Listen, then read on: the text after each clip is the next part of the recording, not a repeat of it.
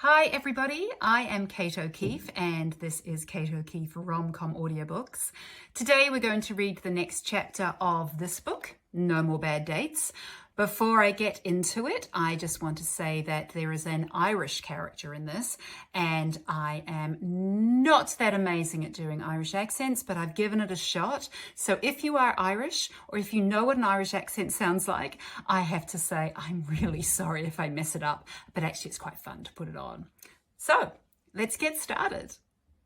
We're doing the fourth chapter, which is actually chapter number 3. So here we go, chapter 3. As I finish applying my mascara the following morning, there's a knock on my bedroom door. "You decent?" Jason calls out. I screw the lid onto my mascara and pick up my lipstick.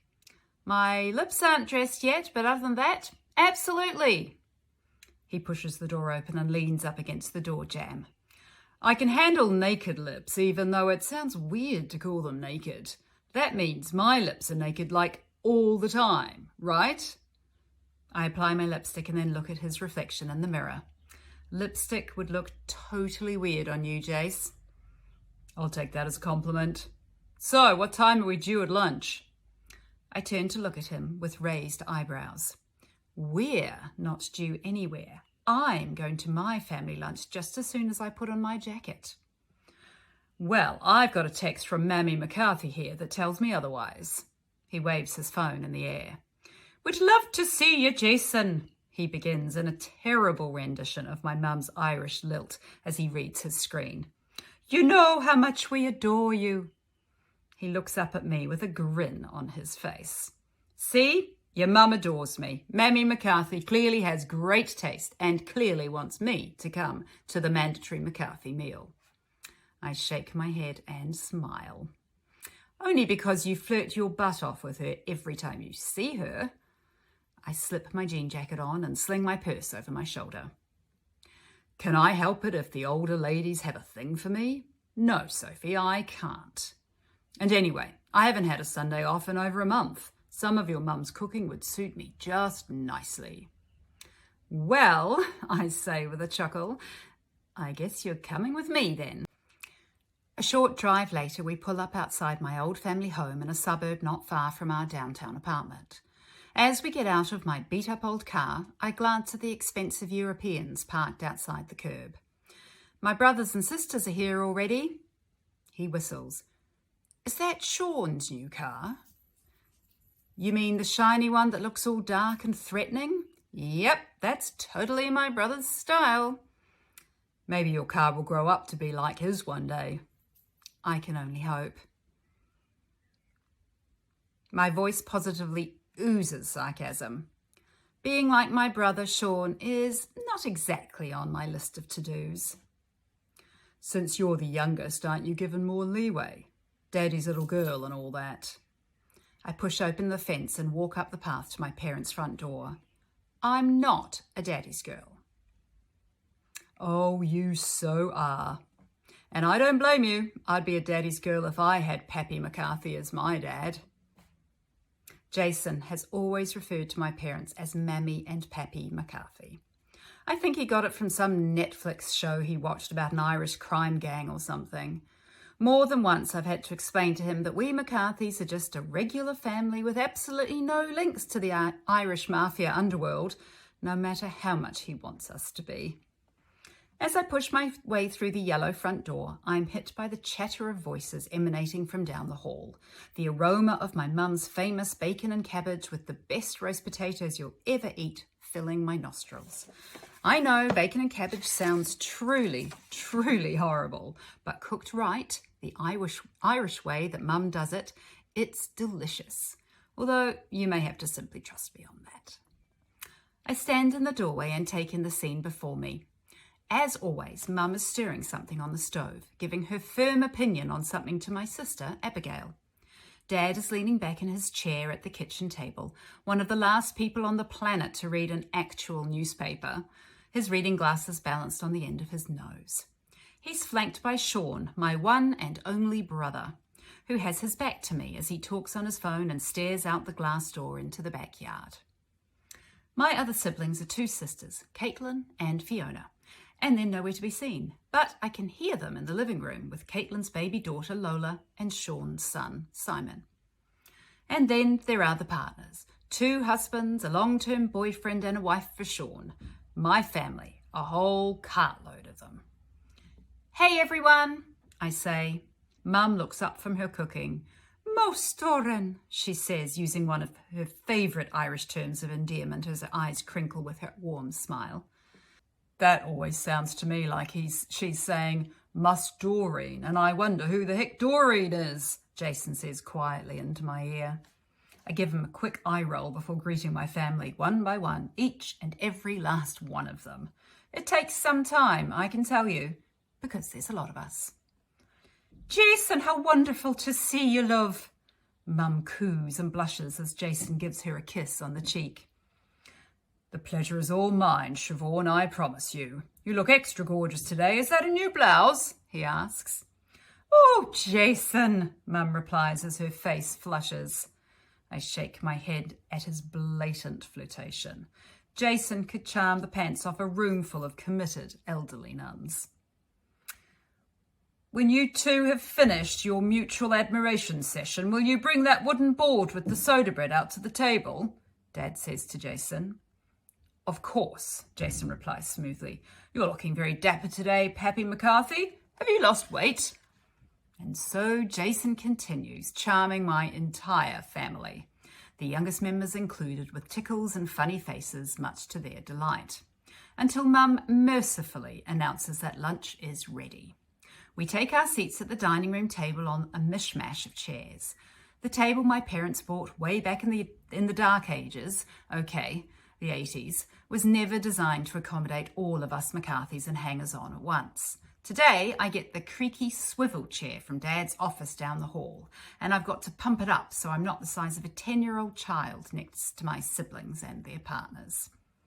As we sit together at the table, we serve ourselves up cabbage with chunky bacon and enough roast potatoes and gravy to feed the entire New Zealand Irish population.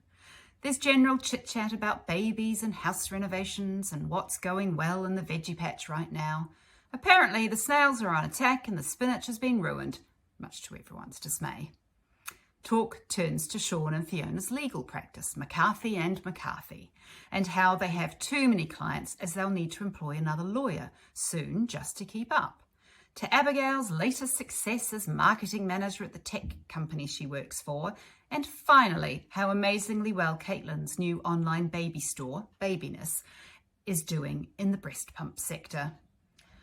These successes are all well and good, but I ask you, is breast pumping an appropriate conversation while consuming food? With all my siblings' recent achievements fogging up the room, inevitably the conversation turns to me and the state of my life, which is just awesome. "What's happening with you, Sophie?" Mum says from the other end of the table, and all eyes in the room turn to me. Even the babies shrivel their heads to stare at me. No word of a lie. "Well, I'm enjoying work." My mind turns to the cosy cottage cafe. I love it there.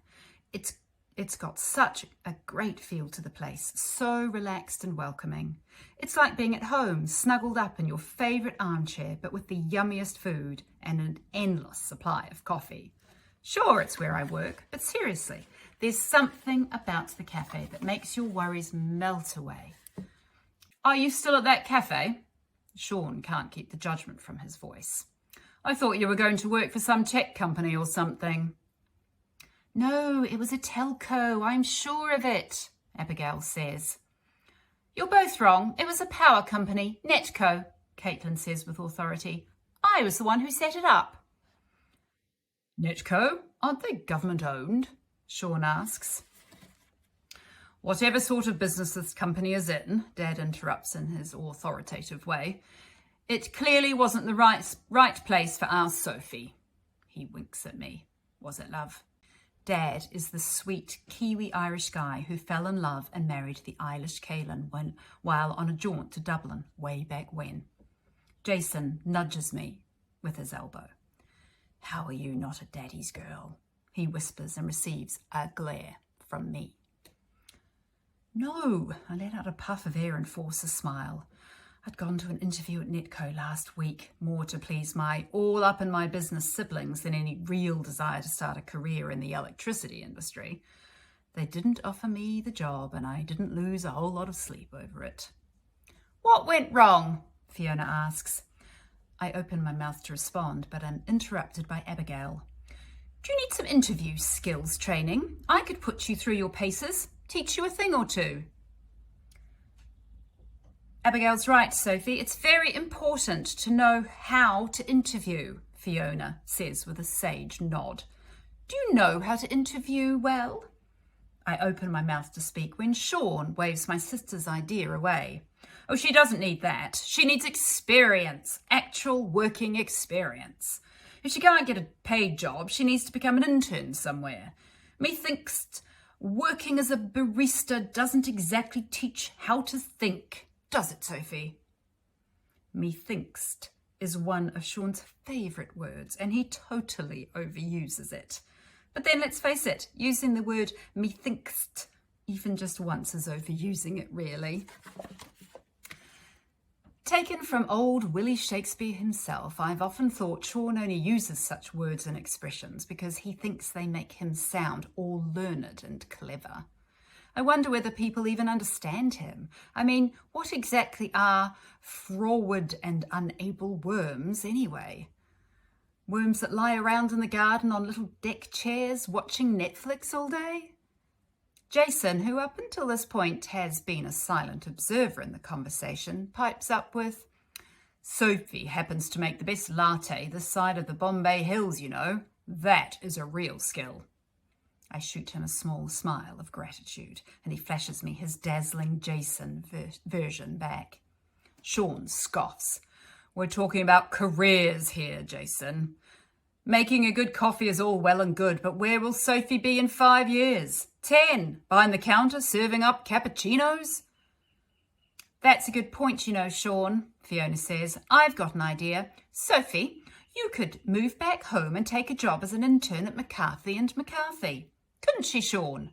We need help right now with all these new clients, and Sophie has a finance degree, so we all know she can pick things up quickly."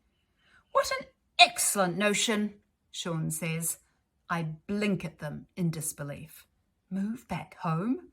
Work with my brother and sister at their stuffy old legal practice? Are they freaking kidding me with this? It becomes the straw that broke the camel's back. And as the camel in question, I've had enough of this conversation. "Thanks everyone for your ideas," I say in what I hope is a sweet but firm "don't mess with me" tone. Really, this whole fix Sophie thing is getting out of control. They bring it up every mandatory McCarthy meal, and I'm officially over it.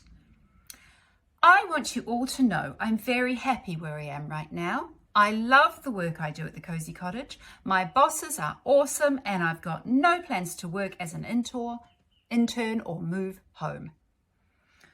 "That's good to hear. I don't want to have to find a new roommate," Jason says with a wink. I roll my eyes at him as Dad echoes my words with his own. "Sophie's right. She's doing just fine, aren't you, love?" He smiles at me, and I nod.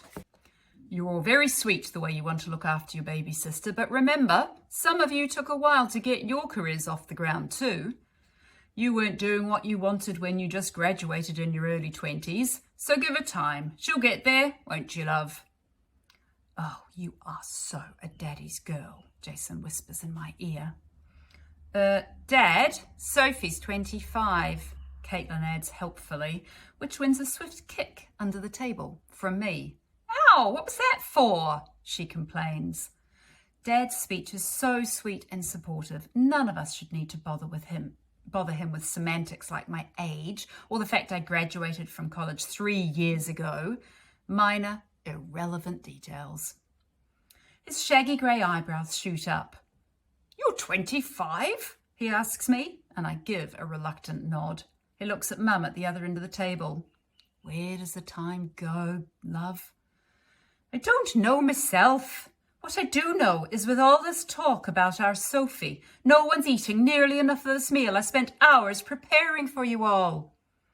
"Sorry, Mum." Sean, always the biggest suck-up with our mum says, and obediently we all set about devouring our meals. Thankfully, the conversation moves on to other topics for the rest of lunch, and I'm let off the hook, at least for today. You see, this is the problem with not only being the baby of the family, a pleasant surprise, as my parents refer to me, otherwise known as a whoopsie in the contraception department 5 years after their last child was born, but I'm also the only one with no direction in life. I know it, they know it, and I'd really rather prefer to bury my head in the sand about the whole thing. Later, in the car on the way home, I know Jason's going to bring the let's fix Sophie conversation up again. Okay, Soph, tell me, when you move back home, how do you want your old bedroom decorated? Pastel pink with unicorns and rainbows? Oh, wait, that's how it looks now. No, it doesn't, I protest. Well, there aren't any unicorns anyway. Ha, you're such a girl. You make it sound like it's a bad thing. It's not, it's merely an observation, that's all. Anyway, back to your family's constant need to fix you, he leads. What's all that about? I grip onto the steering wheel as I pull up at a red light. I don't know. They've all got their lives sorted out, I guess. Sean and Fiona both knew they wanted to be lawyers practically from when they were in diapers. Caitlin always wanted to run her own business, and now she's like the Kim Kardashian of baby clothes. Don't forget the breast pumps. I giggle. Yeah, and queen of breast pumponia. You know, from a guy's perspective, the whole pumping milk out of your breasts thing is super weird. I mean, breasts are easily my favourite things. I'm not sure I want to think about cow's udders when I'm, visiting a pair. Visiting a pair? I let out a laugh. That's quite a turn of phrase you've got there, Christie. What would you prefer I said? Actually, I don't want to think about you and breasts, be they cow udders or otherwise. Roommate, remember? But I promise, when you have that nurse from last night back, I'll be sure not to make any mooing noises to put you off your game. That would be much appreciated, and no cowbells either, he deadpans. Definitely no cowbells. We fall silent for a couple of blocks until Jason, dog with a bone that he is, returns to the lunchtime conversation once more.